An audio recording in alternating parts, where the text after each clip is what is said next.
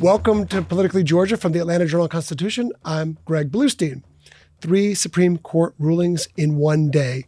And while they touched 3 very different issues, they all landed in the middle of the 2026 campaign here in Georgia.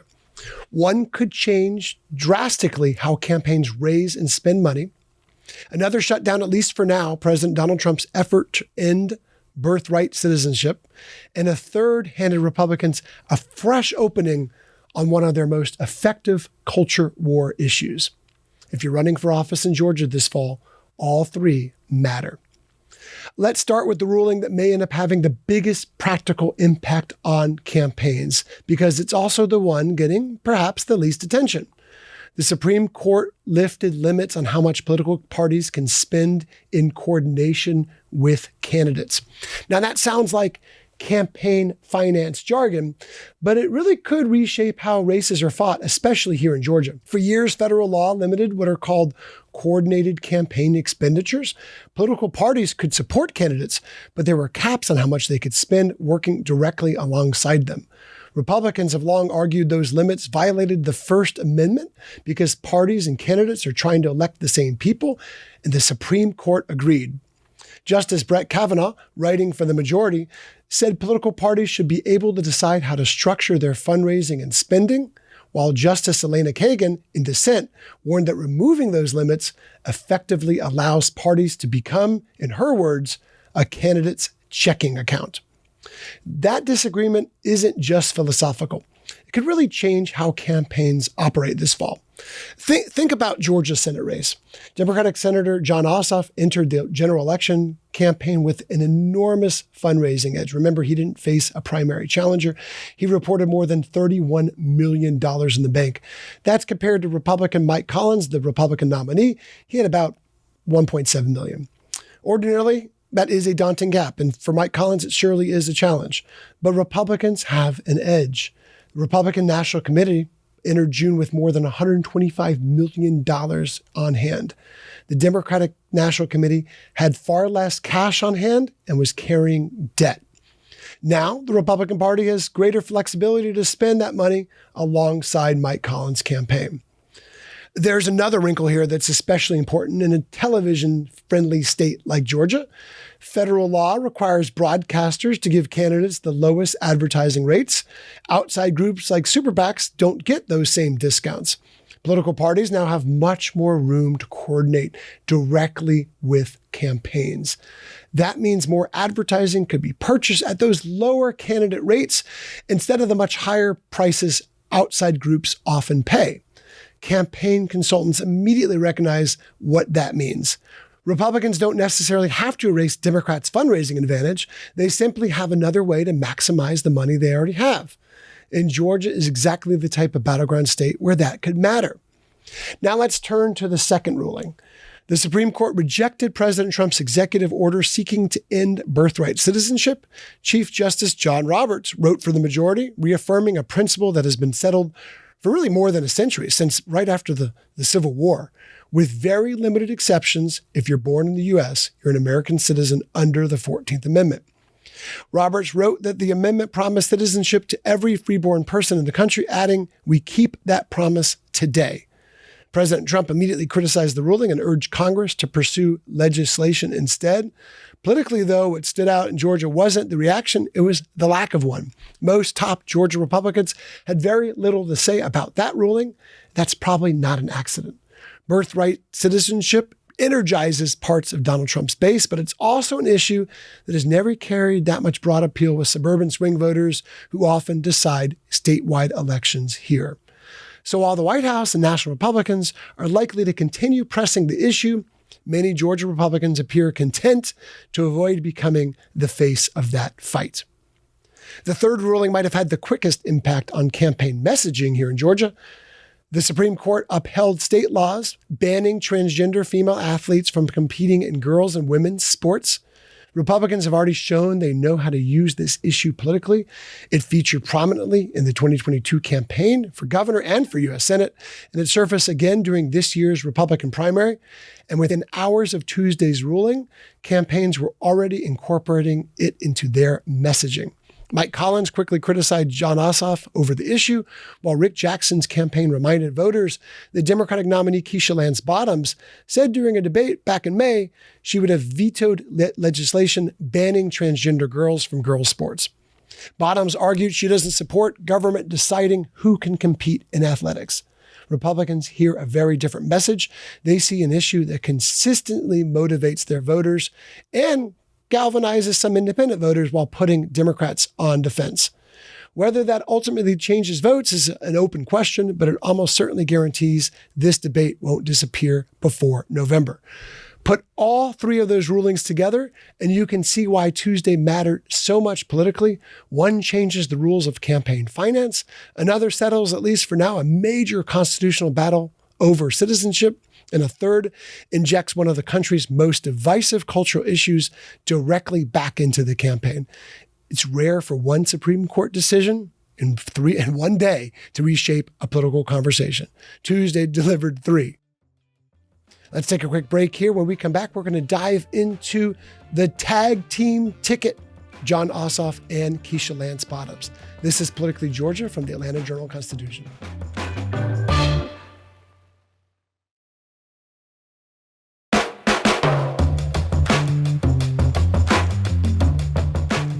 Welcome back to Politically Georgia. I'm Greg Bluestein.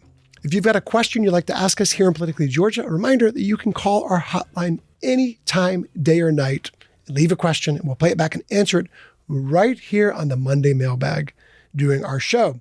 The number is 770-810-5297. You can also email us at politicallygeorgia@ajc.com. We can't wait to hear your questions, your comments, your feedback, anything you got. We love to take for our Monday Mailbag segment. Okay. If you want to know what Jon Ossoff's re-election campaign is going to look like over the next few months, look no further than what happened Saturday in Savannah. It was his first big campaign rally since Congressman Mike Collins locked up the Republican nomination in the runoff. And it wasn't just another campaign stop. It was really a blueprint. Call it the Jon Ossoff model. The rally had all the familiar ingredients we've come to expect from Ossoff over the last few months. There were viral one-liners designed perfectly for social media. There were blistering attacks on Republicans. And there was, of course, a tag team appearance with Democratic gubernatorial nominee Keisha Lance Bottoms. There's also the kind of enthusiastic crowd that helps explain why Democrats continue to daydream about Ossoff's future beyond the November election. No, he's not running for president. He said that many times on the record. He's repeatedly said he's focused entirely on a second term, but it's impossible to ignore that he remains one of the Democratic Party's biggest national stars.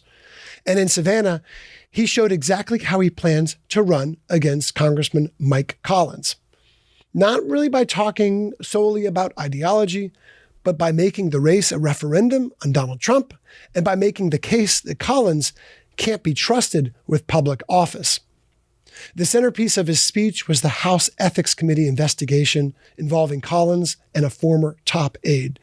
Now, Collins has repeatedly dismissed the probe as what he calls a nothing burger and said he's going to cooperate with investigators. Republicans argue it's politically motivated and doesn't amount to much. Ossoff, though, sees an opening. Instead of talking about the investigation in broad terms, he zeroed in on Brandon Phillips, Collins' former chief of staff. Here's what he told the crowd. Listen to this. A few years back, this degenerate political staffer named Brandon Phillips had been convicted of multiple crimes in Bibb County for some brutal violence. A few months later, he was arrested again for an armed altercation, and then again a few years later for animal cruelty. This kid was such a mess that he had to resign from the Trump campaign.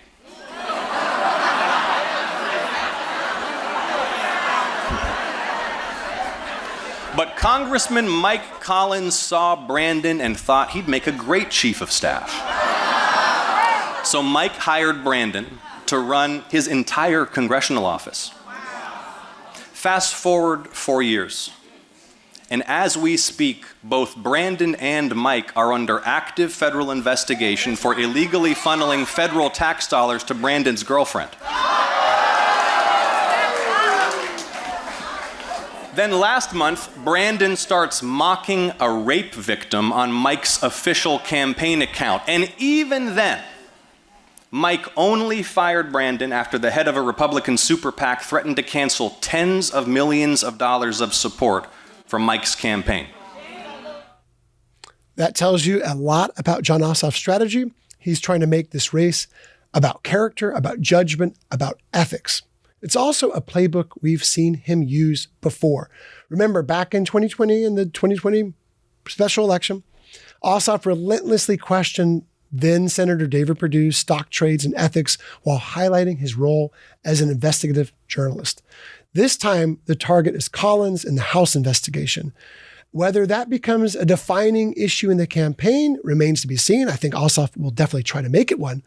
But the Democrat clearly believes it's one of the strongest contrasts he can make with Republican Mike Collins. The other thing that stood out in Savannah was who was standing next to Jon Ossoff, Keisha Lance Bottoms. It was their second rally, but side by side as this sort of joint ticket in the campaign. Democrats spent much of the primary trying to avoid stepping on each other's messages. Now they're beginning to present themselves as a unified team. Bottoms used the rally to sharpen her own attacks against Republican nominee Rick Jackson. Her focus wasn't Jackson's campaign spending or his outsider message as much as it was his business record. She accused Jackson of profiting from more than $1 billion in state healthcare contracts while opposing Medicaid expansion. Something, by the way, that he sees as a public service in terms of his state health work. And then she delivered one of the sharper lines of the afternoon. She noted that Jackson has said he can't think of a single policy disagreement with Donald Trump. Democrats clearly think tying Jackson as closely as possible to Trump remains one of their biggest arguments in November. Of course, Republicans are not sitting on their hands. They're not waiting to respond. On Monday morning, right after this rally, Jackson's campaign rolled out a lengthy digital ad aimed squarely at Bottoms' biggest political vulnerability, her record as Atlanta's mayor.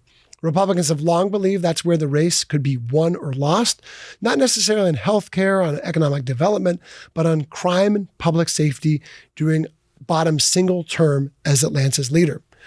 The ad leans heavily into that argument. It ends with a line that sums up the campaign's message. The danger isn't what might happen, it's what already has. We really have to be very diligent and very intentional about making sure that we don't find ourselves in this position again. Cue the ominous music. So if Savannah offered a preview of the Democratic strategy, the days that followed offered a preview of the Republican response. Democrats want these races to be about ethics, healthcare, Donald Trump. Republicans want them to be about crime, Atlanta, and Keisha Lance Bottoms' record as the leader of Georgia's capital city. Those are two very different conversations. And over the next 4 months, Georgians are going to hear both over and over and over again. That's all the time we have for today's show. If you found us on YouTube, welcome to our channel, and please click the subscribe button so you never miss an episode. You can also follow the Politically Georgia podcast on Apple, Spotify, wherever you get your podcasts. Wherever you're listening, we always appreciate your comments, your feedback, your ratings, and your reviews. We'll talk to you next time on Politically Georgia from the Atlanta Journal-Constitution. Thanks for listening to the Politically Georgia podcast. Our executive producer is Shane Backler. AJC's head of audio is Sam Stamler. Production support from our partners at Goat Rodeo, including Kara Schillen, Hazel Hoffman, and Max Johnston. For more of our political coverage, visit ajc.com/politicallygeorgia, and we invite you to support local journalism by subscribing to the AJC.